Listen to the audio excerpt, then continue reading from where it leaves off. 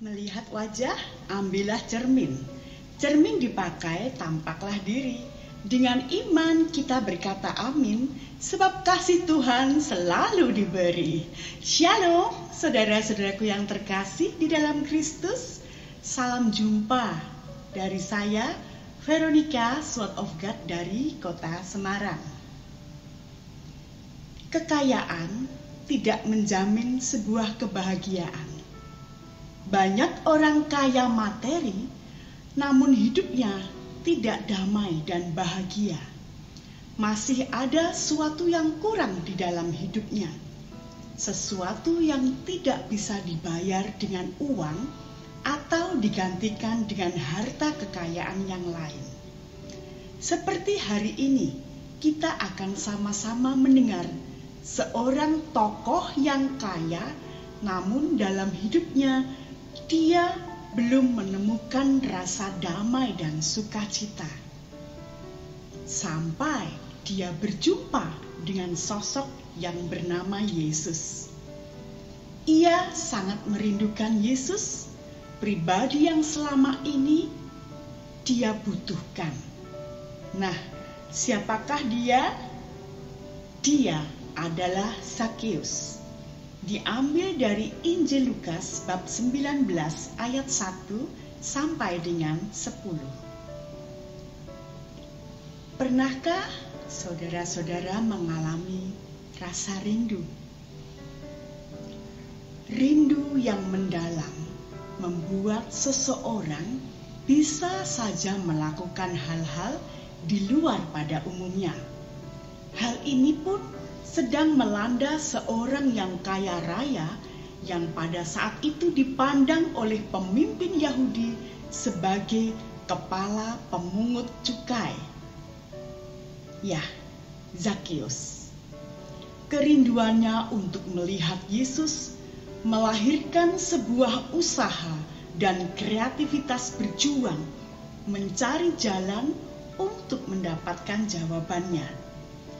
Karena terlalu banyak kerumunan orang yang lewat, Zakheus tidak bisa melihat wajah Yesus karena perawakannya yang pendek. Penyadaran diri inilah membuat Zakheus tidak putus asa. Ia mencari jalan, dan satu-satunya jalan adalah mencari tempat di ketinggian supaya dengan leluasa ia bisa melihat wajah Yesus. Tempat itu adalah sebuah pohon ara yang tinggi yang harus dia panjat. Dan dari atas pohon ara itu dia bisa melihat wajah Yesus tanpa seorang pun menghalanginya. Untuk bisa melihat Yesus itu sudah merupakan kebahagiaan sendiri dalam diri Zakheus.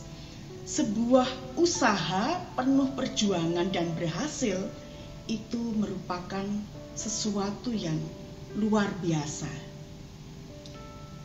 Dan Zakheus tidak memperhitungkan siapa dirinya, yang adalah seorang yang kaya, terpandang, dan dia seorang pemungut cukai, namun memiliki keberanian untuk memanjat pohon ara yang tinggi supaya bisa melihat wajah Yesus.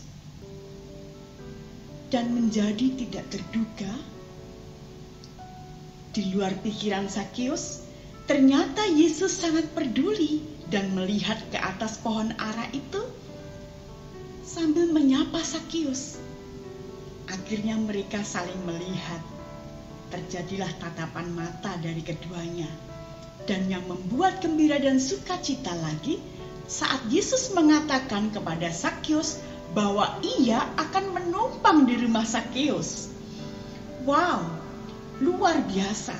Senang bercampur gembira hati Zakheus. Dia merasa terhormat, merasa diperhatikan, karena segala kerinduannya dijawab dan dipenuhi oleh Tuhan. Ia bergembira bersama Tuhan lewat perjumpaan pribadinya. Dan kerinduan ini adalah iman Zakheus yang sesungguhnya. Saudara-saudaraku yang terkasih, yang bisa kita petik dari pengalaman Sakius adalah: satu, caranya Sakius berjuang untuk melihat dan berjumpa dengan Yesus. Keluar dari zona nyaman itu tidaklah mudah, butuh kesungguhan hati yang kuat, juga kerendahan hati. Yang kedua, berani bayar harga.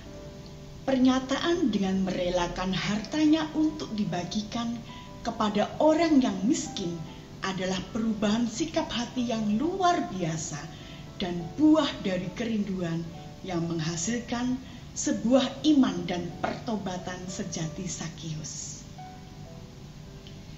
Langkah-langkah konkret yang bisa kita contoh adalah: satu, rajin membaca kitab suci setiap hari, termasuk mendengarkan renungan-renungan harian meskipun lewat media sosial, WhatsApp group, YouTube, dan lain sebagainya. Dan ini pun saya lakukan rutin setiap hari, khususnya pada pagi hari sebelum memulai aktivitas, juga pada malam hari sebelum saya beristirahat tidur. Karena dengan kita semakin mengerti kebenaran firman Tuhan, langkah-langkah hidup kita akan tertata rapi sesuai dengan kehendak Tuhan. Yang kedua, di tengah-tengah kesibukan kita selalu meluangkan waktu untuk bersaat teduh dengan Tuhan. Saya lakukan pagi hari sebelum beraktivitas, juga pada saat malam hari sebelum saya istirahat. Yang ketiga, mencari wajah Tuhan lewat pembelajaran pewartaan secara online. Contohnya seperti saat ini, ikut pewartaan di SOG, Sword of God, ikut persekutuan doa, juga komsel, dan acara-acara rohani lainnya yang mendukung. Karena dengan berkomunitas, kita pun bisa saling menguatkan satu sama yang lain. Saudara-saudaraku yang terkasih, mengalami sukacita bersama Tuhan tidak otomatis terjadi begitu saja. Kita juga harus mengupayakannya, dan undangan Tuhan sendiri untuk menumpang di rumah Sakius adalah jawaban Tuhan atas kerinduan yang mulanya cuma ingin melihat wajah Yesus, dan Yesus mengerti dan tahu apa yang menjadi kerinduan Sakius, juga kerinduan hati kita semua. Sapaan Yesus pun membuat Sakius memiliki semangat baru dan hidup baru, bahkan perjuangan penuh ketulusan dan mencari dan berupaya melihat Yesus mendapat tempat istimewa di hati Tuhan. Karena pertobatan dan sikap hidup yang berubah itulah yang direstui Tuhan. Tuhan Yesus akan senantiasa hadir mencari kita di tengah-tengah hiruk pikuknya kehidupan. Bersediakah kita belajar dari sikap dan tindakan Sakius untuk tanpa malu berlari memanjat pohon bertemu dengan Yesus? Bersediakah kita menanggapi belas kasih-Nya yang mengubah seluruh hidup kita dari pendosa menjadi seorang yang diselamatkan dan yang diutus menjadi pewarta keselamatannya?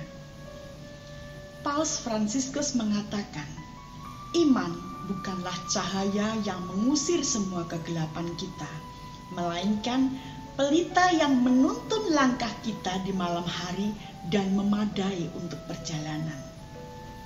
Apakah kita juga memiliki kerinduan yang membuahkan iman yang mendalam seperti Sakius?